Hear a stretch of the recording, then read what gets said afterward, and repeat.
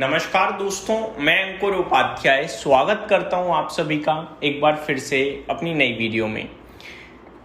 दोस्तों, मंडे के सेशन में तेजी की उम्मीद हम सभी को है बाजार से, लेकिन मंडे को एक बड़ी इंपॉर्टेंट चीज भी है, वो है इलेक्शंस के रिजल्ट्स की माने तो कैसे रहेंगे वो तो हमें बाद में पता चलेगा, लेकिन एग्जिट पोल क्या कह रहा है वो हमें समझ में आ रहा है। एग्जिट पोल ये कह रहा है कि बीजेपी आ रही है, ज्यादातर एग्जिट पोल्स कह रहे हैं बीजेपी आ रही है। अब बीजेपी की जीत क्या बाजार के लिए एक सरप्राइज पैकेज होगा? मेरे को लगता है होगा। अगर बीजेपी जीतती है तो बाजार को खुशी मिलेगी, क्योंकि मार्केट हमेशा वो चाहता है जो चल रहा है, बाजार कोई शॉक नहीं चाहता है। अब बीजेपी नो डाउट वहां पे नहीं है, लेकिन अगर आती है तो मार्केट और खुश होगा, क्योंकि मेन लीडरशिप में जो है बीजेपी, एनडीए, जो मर्जी वो अगर आती है तो फिर कंट्री को और ज्यादा एक ही तरीके से चलाने वाले की, मतलब जो चला रहा है वो एक ही बंदा चलाने की सोचेगा, है ना, एक सोच से चलेगी कंट्री और ज्यादा। अब यहाँ पे डिटेल्स क्या आ रही है मैं आप सभी के साथ शेयर करना चाहूंगा थोड़ी सी। माफ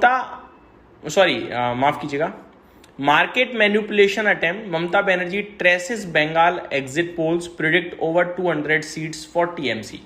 तो ममता बनर्जी तो ये कह रही हैं कि एग्जिट पोल जो भी है वो ऐसा ही है, एक्चुअली में तो हमें 200 सीट मिलने वाली है, और इसमें वो कुछ गलत नहीं कर रही है, क्योंकि लीडर्स का काम ही है जब तक कुछ ना हो जाए तब तक वो पूरी तरीके से अपनी जीत ही मानते हैं।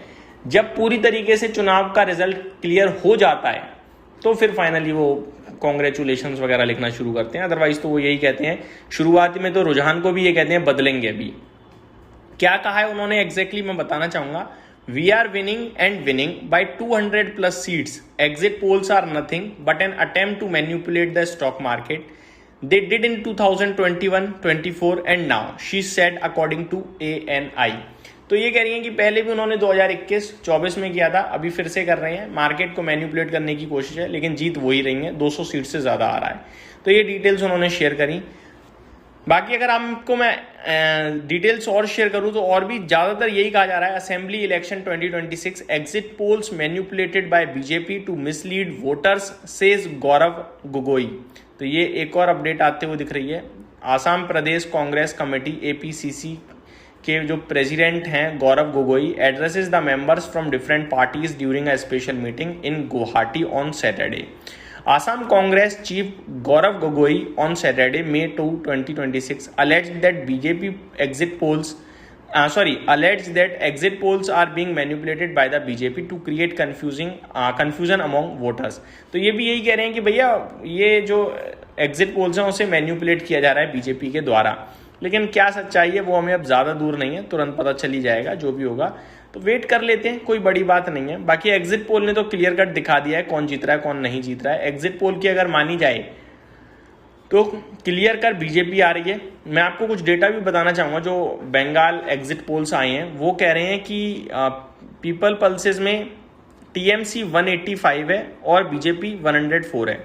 बाकी सब जगह अगर आप देखें तो बीजेपी के ज्यादा हैं, बस एक पीपल्स पल्स में थोड़ा सा ज्यादा टीएमसी आ रहा है। बाकी पी मार्क की बात करी जाए 162 बीजेपी है, 128 टीएमसी है। जेवीसी की मानी जाए 150 बीजेपी है, 142 टीएमसी है। चाणक्य की मानी जाए 155 बीजेपी है, 135 टीएमसी है। मैट्रिक्स की मानी जाए तो ये भी 154 बीजेपी दिखा रहे हैं, 133 टीएमसी। 2 डेज चाणक्य की मानी जाए तो 192 आपका BJP, 100 TMC. Polls of polls की मानी जाए 153 बीजेपी, 138 टीएमसी। तो ये डेटा क्लियर कट आपको दिखा रहा है। एकमात्र एग्जिट पोल है जो आपका दिखा रहा है पीपल्स पल्स का जो टीएमसी है, बाकी ज्यादातर चीजें आपकी फेवर में आ रही हैं बीजेपी के। बाकी टीएमसी को केवल एक ही बंदा दिखा रहा है, वो है पीपल पल्स। अब बात करें आगे दोस्तों आप सभी के साथ मार्केट, तो देखो मार्केट ना पॉजिटिव रिएक्ट करने के चांसेस ज्यादा है बीजेपी की जीत पे। वहीं अगर बीजेपी नहीं जीतती है तो क्या होगा? तो मेरे को लगता है ये जो हमारे लिए ट्रिगर बने हैं बीते 2 दिनों में, थर्सडे और फ्राइडे को, वो इतने पॉजिटिव है कि शायद फिर वो नेगेटिविटी को प्लस माइनस कर देंगे। यानी जो हमारे पास तेजी होनी थी वो शायद तेजी ना हो, हम न्यूट्रल रह जाए बाजार पे। बाकी डेटा भी है ट्यूसडे को, ट्यूसडे एक्सपायरी है तो वो भी अपने आप में इंपॉर्टेंट रोल प्ले करने वाली है। तो एक्सपायरी के लिहाज से हम 23,900 23,800 ब्रेक नहीं करेंगे। ऊपर में 24,000 के ऊपर निकल गए तो 24,000 सपोर्ट बन चुका होगा हमारे लिए, तो वो भी अपने आप में एक इंपॉर्टेंट रोल प्ले करेगी। सबसे ज़्यादा इंपॉर्टेंट रोल प्ले क्या करेगा FIDIs का डेटा, जो कि अभी तक तो अच्छा नहीं आ रहा है। डेटा अच्छा नहीं आ रहा है लेकिन फिर भी बाजार ऊपर जा रहा है, ये अपने आप में स्ट्रॉन्ग चीज़ है। आप थर्सडे का डेटा देखिए, कुछ भी खास नहीं है, FIIs की तरफ से तो बिल्कुल खास नहीं है, लेकिन फिर भी हम नीचे से 200 पॉइंट्स रिकवर हो गए। तो ये किस बेस पे हो गए अभी तक हमें समझ में नहीं आ रहा। अब बात करें आप सभी के साथ स्टॉक स्पेसिफिक, तो रिजल्ट सीजन चल रहा है, यहाँ भी कोई ऐसा नहीं है कि आपके लिए कोई बड़े स्टॉक ने बिल्कुल खराब नतीजे पोस्ट कर दिए हो जिससे डर लगे। कोटक बैंक बड़े नामों में नंबर्स आए हैं, मेरे को तो अच्छे लगे हैं, कोई दिक्कत नहीं है। CDSL के खराब नंबर लगे हैं, इंडिया शेल्टर के भी ठीक लगे हैं मुझे, जेनटेक के खराब नंबर्स लगे हैं, जिंदाल स्टील के अच्छे ही हैं नंबर्स। तो ज़्यादातर स्टॉक्स के देखा जाए या तो ठीक, या APL अपोलो के अच्छे नंबर्स लगे हैं मेरे को। तो ज़्यादातर स्टॉक्स ठीक ठीक नंबर पोस्ट करते हुए दिखे हैं। ऐसी कोई बड़ी परेशानी तो मुझे नहीं दिखी है कि नंबर्स के बेसिस पे आपका मार्केट गिर जाए या कुछ दिक्कत आ जाए, वो तो मेरे को नहीं दिखा है।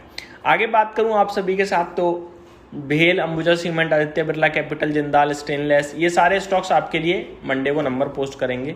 बड़े नामों में देखा जाए तो कोई ऐसा नहीं है जो मतलब अंबुजा सीमेंट को छोड़कर कि बड़े नाम में कोई तगड़े नंबर्स आने वाले हैं जिससे बाजार फ्लक्चुएट कर पाए। तो मेरे हिसाब से तो पॉजिटिव जाना चाहिए इन्वेस्टर्स को और ट्रेडर्स को भी। यही समाप्त करता हूँ इस वीडियो को। Thank you so much for watching this video. Good night guys.